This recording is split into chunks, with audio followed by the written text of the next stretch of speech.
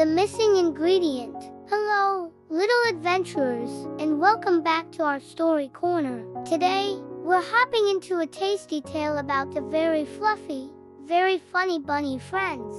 Are you ready to meet them? Great, let's begin. Once upon a time, in a cozy burrow under the big oak tree, lived two best friends, Pinky and Browny. Pinky was a whirlwind of energy, with fluffy pink fur that was almost as bright as her personality. She loved to leap before she looked and do things her own special, speedy way. Browny, with his soft, chocolate brown fur, was a bit different. He was thoughtful and careful, and he loved to follow rules, especially when it came to his favorite hobby, baking. One sunny morning, a colorful poster fluttered onto their doorstep. It read, "Grand Carrot Cake Baking Class with Chef Henry." Chef Henry was the most famous baker in Sunny Meadow, known for his legendary 3-layer carrot cake. Pinky's ears shot straight up. A baking class, Browny. Imagine all the yummy cakes we can make and eat. Brownie's nose twitched with excitement. That sounds wonderful, Pinky. Chef Henry's cakes are the best. I can't wait to learn his secret recipe. So, the very next day, Pinky and Brownie, wearing their tiny aprons, bounced into Chef Henry's kitchen. The air was filled with the sweet smell of cinnamon and sugar. Other little animals were there too, a squirrel, a chipmunk, and 2 little mice, all ready to bake. Chef Henry, a tall, wise old rabbit with a big, fluffy chef's hat, clapped his paws together. "Welcome, little bakers," he boomed warmly. "Today, we will create magic. We will bake the most delicious carrot cake in the world. But there is one very important rule." He paused, looking at each student. "You must follow the recipe exactly. Every step, every measurement. Baking is like a science experiment. One wrong move, and poof, disaster." The recipe was written on a big chalkboard. Step 1, wash your paws and carrots.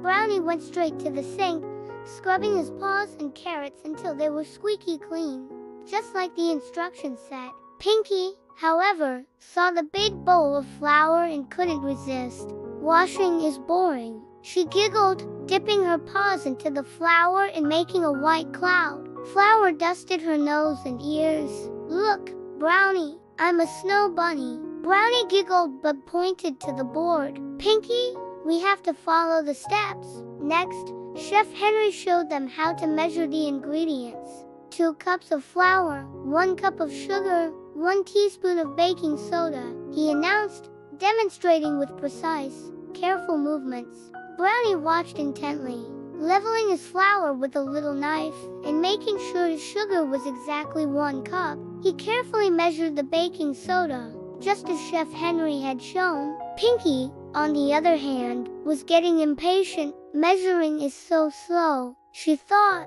She grabbed a big scoop. "A little extra sugar will make it sweeter," she whispered, dumping in what looked like 2 cups of sugar instead of 1. "And baking soda makes it fluffy, right? So more soda means more fluffy." She added a heaping spoonful, way more than a teaspoon. Brownie saw her, and his eyes widened. "Pinky, that's too much," Chef Henry said, to be exact. But Pinky just winked. "My cake is going to be extra sweet and extra fluffy. It'll be the best one." The next step was to grate the carrots. Chef Henry handed them special, safe graters. Brownie carefully grated his carrots into tiny, perfect orange shreds. Pinky started grating, but then she had an idea. "Grating takes forever," she sighed. She decided to just chop the carrots into big chunks. "Bigger carrot pieces mean more carrot flavor, right?" she reasoned, tossing the chunky pieces into her bowl. Finally, it was time to mix everything together. Brownie gently folded his ingredients, his batter turning into a smooth, beautiful orange color. Pinky, true to form, mixed with all her might. Flour flew everywhere. Her batter was lumpy with carrot chunks and looked a bit pale from the extra flour. "Done," she declared proudly, pouring her lumpy mixture into a pan. Into the oven the cakes went. As they waited, the kitchen filled with a wonderful, cinnamony aroma from Brownie's side of the oven, but from Pinky's side, a strange smell was starting to appear. A few minutes later, Chef Henry opened the oven door. Brownie's cake was perfect. It was golden brown, perfectly risen, and smelled divine. And then, there was Pinky's cake. It wasn't a cake at all. It was a flat, dense, and slightly burnt pancake thing. It hadn't risen because of the wrong measurements.